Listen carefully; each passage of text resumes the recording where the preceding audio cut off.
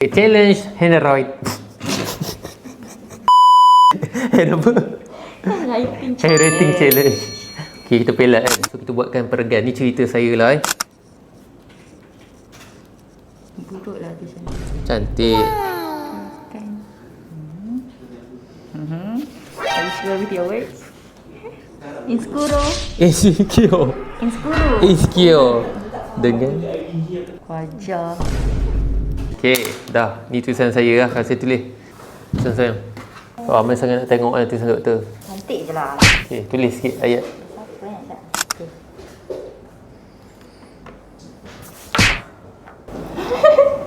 Kita tak baca lagi, kita baca. Boleh baca ke tak? A few moments later. Ini kalau peperiksaan DM ni mesti dia paling lambat habis. Yang apa SPM tak cukup masa, yang keluar nangis, dia lambat sangat lah. Come on lah, faster lah. Okay, kita baca. Bismillah. Husband saya Andika Putra. Semua orang cakap dia poyo.